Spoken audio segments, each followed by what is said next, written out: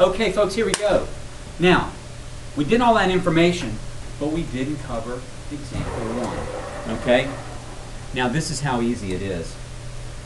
You guys have a calculator on your desk, okay? Example number 1 says, find the circumference of the circle using 3.14 for pi. Reagan, let me ask you something. What does circumference mean? They want us to find the circumference. What is that?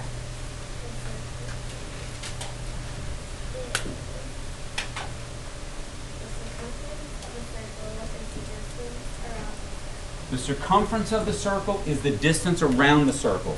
So they want us to find out if I'm right here and I start walking in that direction, right? And I just follow the circle around. Hey, you're doing a good job, Mr. C. Thanks. I can trace. I'm pretty good at tracing. Okay? How far is it when I get back to where I started? Okay? Now, Jack, let me ask you something. What is the formula for the circumference of a circle? Pi times d, the diameter. Okay? Now, Harry, for this one, what are they using for pi? What do they want? What number do they want us to use for pi? Pi is just a number. Okay, so the circumference is going to be 3.14 times something, right? But what is that something? Be careful. Be careful. Don't just look at it and go, oh, that I see the number. That must be what it is. What number, Christina? D stands for diameter. Okay? But you had your hand raised, so now you're stuck.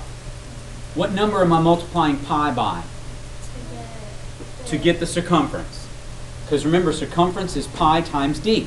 So I've got pi times what?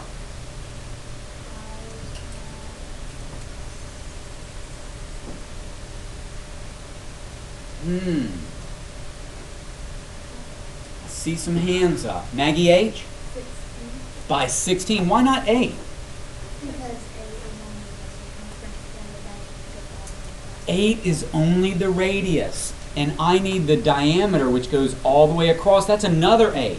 So I need to do 3.14 times 16. You guys have a calculator. What does that give me? Ian? 50.24. Ian says that gives me 50.24. 50.24 what, Sam? Is this a distance or is it an area? Centimeters. It's centimeters, right? Because we're talking about a distance. It's not. We're not saying how much room is inside this circle. We're saying how far is it around this circle. All right? It's the perimeter of a circle. But because it doesn't have edges, it's not straight lines, we talk about it as a circumference. Okay, let's look at the next one. Oh, nice. Example number 2 says, match the object with its circumference. A compact disc. Okay, well, wait a minute. Let's think about this. I'm drawing this here in classroom. Do you agree that's about the size of a compact disc? That may be a little big. That's about the right size, right? Okay. What do you think that distance is on a compact disc? About. What do you think, Catherine? Is it 17 feet? No. Is it, I don't know. What do you think it is, Pace?